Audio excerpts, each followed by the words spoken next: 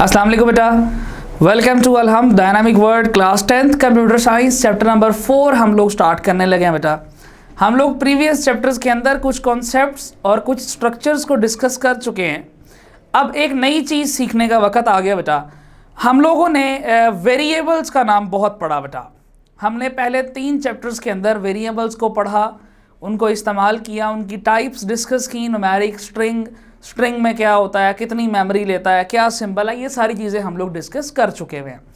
अब प्रॉब्लम ये है बेटा कि अगर आपका जो एक वेरिएबल है, अब ज़रा इसको समझने की कोशिश करिएगा। एक वेरिएबल है वो सिर्फ एक वैल्यू को स्टोर कर सकता है, बस ये तो हमें पता है कि अगर आपके पास एक वेरिएबल x है सो उसमें आप 2 स्टोर कर सकते हैं, y में आप अगर 3 स्टोर कर सकते हैं, लेकिन इसके पैरेलल कभी भी आप x में 2 और 3 इकट्ठा नहीं स्टोर कर सकते। ये चीज़ तो हमें पता है। एक वेरिएबल जो है वो एक मेमोरी लोकेशन होती है और वो सिर्फ एक ही वैल्यू को स्टोर कर सकती है। लेकिन बेटा प्रॉब्लम ये है कि कोई इस तरह का सिनेरियो आ जाता है जिसमें आपके पास बहुत सारी वैल्यूज़ को स्टोर करना है।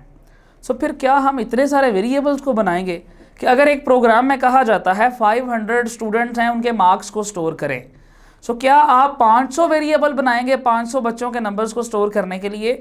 सो एक ऐसी सिचुएशन जब लार्ज नंबर ऑफ वैल्यूज़ आ जाती हैं, सो फिर हम रेकमेंड ये करते हैं कि बजाय इसके के लार्ज नंबर ऑफ वेरिएबल्स को यूज़ किया जाए, एक नया कॉन्सेप्ट इस्तेमाल करें अरेज का। ठीक है, अरेज है क्या जरा देखिएगा। Arrays are large variables.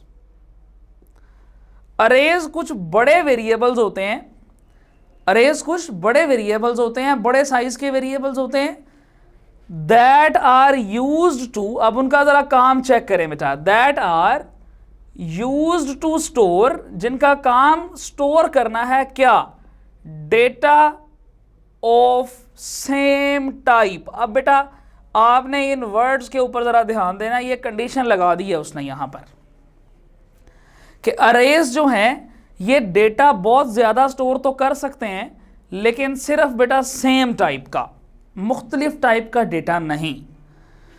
अभी आप लोगों ने तसल्ली से लेक्चर पूरा सुनना है बेटा, क्योंकि इसमें बहुत सारे क्वेश्चंस माइंड में आ रहे होते हैं। जब मैं लेक्चर कंप्लीट करूंगा इंशाल्लाह आपके सारे क्वेश्चंस और कंफ्यूजन्स बेटा मैं क्लियर कर दूंगा। अब आप लोगों को ना बेटा एक डिफरेंस बताता हूं अरेज में और वेरिएबल में। अरेज को कहा जाता है रैंडम मेमोरी लोकेशंस। ठीक है, देखें मेमोरी 2 तरह की होती है बेटा, एक है रैंडम मेमोरी लोकेशंस, एक होती है कंसेक्यूटिव मेमोरी लोकेशन। अब इन दोनों के दरमियान जरा फर्क देखते हैं बेटा, कौन सी है। एक है रैंडम मेमोरी लोकेशन बेटा और दूसरी है कंसेक्यूटिव मेमोरी लोकेशन। रैंडम में और कंसेक्यूटिव में फर्क क्या है बेटा? देखिए आपने x में 2 स्टोर करवाया, y में 3 करवाया। अब कंप्यूटर की मेमोरी है, ठीक है जी, कंप्यूटर की मेमोरी हमारे पास मौजूद है। और अब हम लोग क्या करते हैं, देखें ये मेमोरी के अंदर आपको पता है जी बॉक्सेस बने होते हैं, ऐसे करके बॉक्सेस में सेल एड्रेसेस लिखे होते हैं, 000 है जी, 001 है, 010 बाइनरी लैंग्वेज के अंदर। अब कोई पता नहीं है बेटा कि x में जो आपने 2 स्टोर करवाया है वो हो सकता है यहां पर स्टोर हो जाए, y हो सकता है यहां पर स्टोर हो जाए। ये भी हो सकता था कि दोनों वेरिएबल्स इकट्ठे 2 बॉक्सेस में स्टोर कर दिए जाते, लेकिन हम कहते हैं कि वेरिएबल्स हमेशा रैंडम मेमोरी लोकेशंस होते हैं। ये जो कॉन्सेप्ट मैंने आपको अभी बताया ना बेटा, ये रैंडम मेमोरी लोकेशंस का है कि जब वेरिएबल्स को स्टोर किया जाता है तो आप कभी भी नहीं कह सकते कि दोनों वेरिएबल्स मैंने बेशक इकट्ठे इस्तेमाल किए हैं तो दोनों मेमोरी में इकट्ठे जो है ना वो जाके स्टोर होंगे। अब इसका नुकसान क्या है? इसका नुकसान पहली बात तो ये कि जब मेमोरी में चीज़ बिखरी पड़ी हुई है, मुख्तलिफ लोकेशंस पर है, सो जब उसको प्रोसेस करने की बारी आती है, जब उसको एक्सेस करने की बारी आती है, तो जाहिर सी बात है प्रोसेसर जब तक मेमोरी में से चीज़ को ढूंढेगा नहीं, निकाल के स्क्रीन पे कैसे लेके आएगा। और दूसरी बात ये कि ये रैंडमली पड़े में सो फिर प्रोसेसिंग में टाइम लगता है। इसके अगेंस्ट हमारे पास दूसरी मेमोरी होती है कंसेक्यूटिव मेमोरी। कंसेक्यूटिव मेमोरी का कॉन्सेप्ट क्या है बेटा, जरा ये देखते हैं आप। कंसेक्यूटिव मेमोरी के अंदर हमारे पास इस तरीके से कुछ बॉक्सेस मेमोरी के, ये यही बॉक्सेस हैं, मैंने अलग करके बेटा बना लिए हैं। अगर आप एक अरे जिसका नाम ABC है उसके अंदर कोई 5 वैल्यूज को स्टोर करते हैं, अब आपने इन्हीं एग्जाम्पल से अरेज को क्लियर करना है बेटा। मैं आपको पैटर्न से नहीं लेके चल रहा, मैं आपको एग्जाम्पल समझा रहा हूं ताकि आपके कॉन्सेप्ट्स क्लियर हो बेटा। आपने क्या किया, एक अरे ली जिसमें 5 वैल्यूज हैं, आप उसमें ये वैल्यूज को स्टोर कर देते हैं। अब सबसे पहले तो इस कॉन्सेप्ट को जरा समझें। ये आपने क्या लिखा है, ABC यहां पर अरे का नाम है,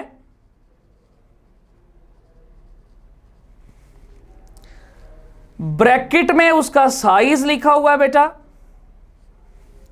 और इस साइड पे मैंने वैल्यूज लिख दी हैं आपको समझाने के लिए। अरे नेम, उसका साइज, ये होता है इसका सिंटैक्स। अगर आपसे पूछ लिया जाए कि अरे का सिंटैक्स क्या है, तो आप कहेंगे कि अरे का नाम लिखो और उसकी ब्रैकेट में उसका साइज बता दो, तो ये उसका सिंटैक्स बन जाता है, यानी उसको इस्तेमाल करने का फॉर्मेट, उसको इस्तेमाल करने का तरीका। अब आपके जहन में आ रहा होगा कि सर ABC नाम हम रख सकते हैं, बेटा बिल्कुल रख सकते हैं। मैंने कहा कि ये लार्ज वेरिएबल्स हैं, सो वेरिएबल नेमिंग रूल्स आपने पढ़े हैं ना चैप्टर नंबर 2 के अंदर बेटा, उसमें आपने जितने रूल्स पढ़े हैं वो सेम यहाँ पर अप्लाई होते हैं। ब्लैंक स्पेसिस अलाउ नहीं होती, रिजर्व वर्ड्स नहीं होते, सेम रूल्स अप्लाई होने हैं। फर्स्ट कैरेक्टर अल्फ़ाबेट होना चाहिए, आप नाम जो सा मर्जी रख सकते हैं। सेकेंड चीज़, साइज से सर क्या मुराद है बेटा, जैसे ही आप अरे के नाम के साथ साइज बताते हो उसका, सो साइज को देखते ही कंप्यूटर क्या करता है, कंप्यूटर को इसको देखेगा ना, उसको समझ आ जाएगी अच्छा ये बच्चा 5 वैल्यूज को स्टोर करने वाला है।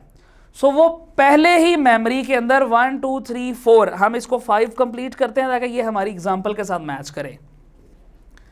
वो मेमोरी में पहले से ही 5 डब्बे इकट्ठे तैयार कर देगा। नाम क्या रखेगा, नाम रखेगा A, B और C।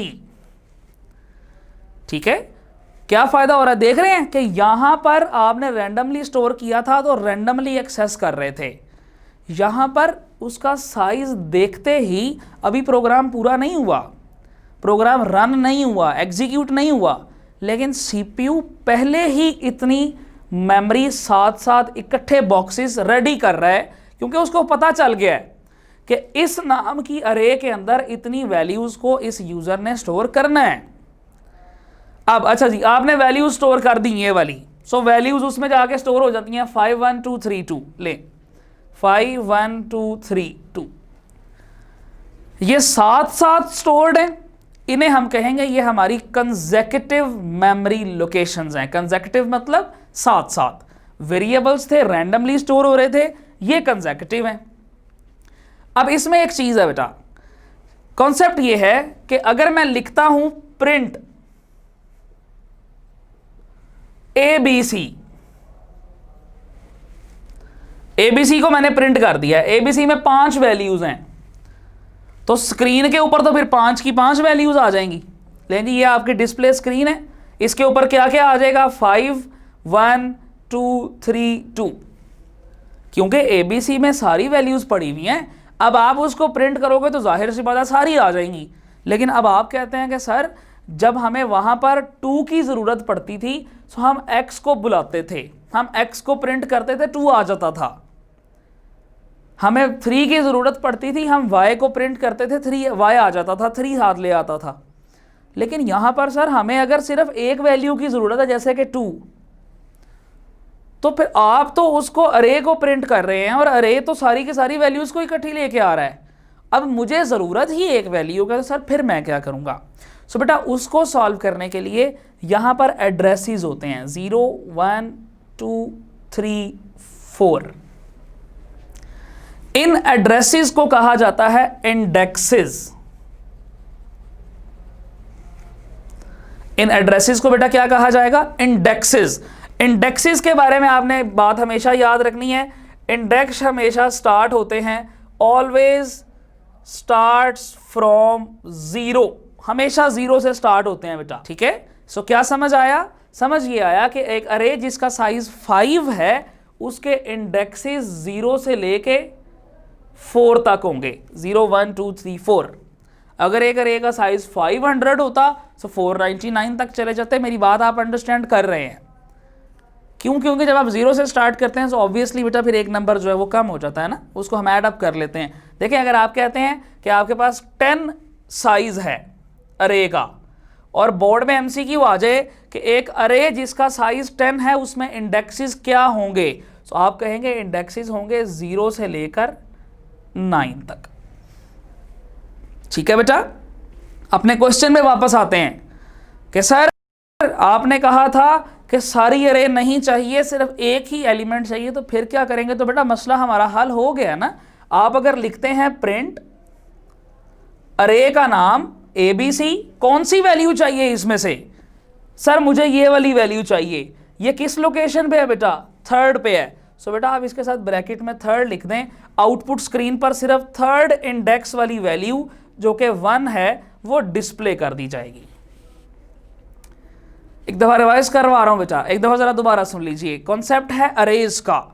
अब आपको मेरा ख्याल है कि बहुत सारे क्वेश्चंस जो स्टार्ट में आपके माइंड में थे वो क्लियर होना शुरू हो चुके हैं। पहला क्वेश्चन बोर्ड में आता है, व्हाट इज अरे? आप कहते हैं array is a collection of variable which is use to store the data of same type. क्या यहां पर 2 नंबर मिल जाएंगे? हरगिज नहीं मिलेंगे। साथ आप हेडिंग देंगे सिंटेक्स की। सिंटेक्स क्या है? अरे का नाम और ब्रैकेट में उसका साइज। फिर आप इंटरप्रिटेशन, आपको पता है ना, मैंने बताया हुआ बेटा, आपको इंटरप्रिटेशन करनी होती है, एक्सप्लेनेशन देनी होती है। फिर आप बताएंगे कि अरे का नाम असल में उस बड़े वेरिएबल का नाम है जिसमें हमने काफी सारी वैल्यूज को स्टोर करना है। फिर आप बताएंगे कि साइज का मतलब ये होता है कि हम इस अरे में कितनी वैल्यूज को स्टोर करेंगे। अगर अरे का साइज 10 है तो हम 10 वैल्यूज को स्टोर करेंगे। अरे का साइज लाख है, हम 1 लाख वैल्यूज को स्टोर करेंगे। फाइन हो गया बेटा, ये चीज हमने परफॉर्म की। क्या यहां तक 2 मार्क्स मिल जाएंगे? बिल्कुल नहीं बेटा, आपने एग्जांपल भी साथ देनी है। कैसी एग्जांपल सर? बेटा देखिए मैंने काफी सारी एग्जांपल्स करवा दी हैं। ABC × 5 यहां तक लिखना है बेटा, ये नहीं लिखना, ये तो मैंने समझाने के लिए वैल्यूज करवाई हैं। ठीक है, ABC × 5 आप साथ नीचे लाइन लिख दें। In this example ABC is the name of array and 5 is the size of that array. कि हम इसमें 5 एलिमेंट्स को स्टोर करने जा रहे हैं। अब मैंने एक नया वर्ड बोल दिया है, एलिमेंट। एलिमेंट बेटा ये सारी वैल्यूज जो आपने स्टोर करवाई हैं ये एलिमेंट ऑफ अरेज कहलाती हैं। ठीक है बेटा, ये जो वैल्यूज आपने स्टोर करवाई हैं इनको हम लोग एलिमेंट्स ऑफ अरे भी कहते हैं। ये तो आपको समझ लग रही होगी ना, एक चीज में स्टोर की जाने वाली वैल्यू उसका एलिमेंट कहलाती है। सो ये तो आसान सा हमारी नेचुरल सी चीज थी जो हमने समझ ली। ये काफी सारी चीजें हमने सीख ली। अब बात ये है कि सर बोर्ड में क्या क्वेश्चन आएगा? सो बेटा बोर्ड में ये क्वेश्चन आएगा, पहला चैप्टर नंबर 4 के फर्स्ट पेज के फर्स्ट पैराग्राफ में से ये क्वेश्चन पूछा जाएगा, why we use arrays in programming. कि भाई हम अरे को इस्तेमाल क्यों करते हैं? जब हमारे पास वेरिएबल्स मौजूद थे डेटा को स्टोर करने के लिए, सो अरेज को क्यों इस्तेमाल किया जा रहा है? इसका आंसर आप ये बताएंगे कि in some cases when we need to store the large number of values, so we have to use a separate variable for individual value। हमें हर एक वैल्यू के लिए एक अलग वेरिएबल इस्तेमाल करना पड़ता है, और जब बहुत सारे वेरिएबल हो जाते हैं तो उनको हैंडल करना बड़ा कॉम्प्लेक्स है, उनको कंट्रोल करना, उनको मैनेज करना बड़ा मुश्किल हो जाता है, टाइम कंज्यूमिंग प्रोसेस है। सो हम क्या करते हैं, we use an better approach. कौन सी बेटा? अरेज की। सो आप ये उसका आंसर लिखेंगे, chapter number 4 first page first paragraph. Second question मैंने बता दिया व्हाट इज अरे का। Third question what is element of अरे। ये सारा कुछ आपको चैप्टर 4 के फर्स्ट पेज पे मिलना है बेटा। Third short question what is the element of array. आप कहेंगे the numbers that are to be stored in an array are called the elements of that array. एक अरे में स्टोर किए जाने वाले नंबर्स या वैल्यूज उसके एलिमेंट्स कहलाती हैं। Fourth short question what are indexes. Indexes क्या होते हैं? आप क्या कहेंगे, ईच एलिमेंट ऑफ अरे। आप जरा डेफिनेशन पे गौर करना है बेटा। Each element of array is referenced to as by position number और लोकेशन नंबर। कि हर एक एलिमेंट का एक पोजीशन या लोकेशन नंबर होता है जिससे उसको रेफरेंस किया जाता है या जिससे उसको पहचाना जाता है।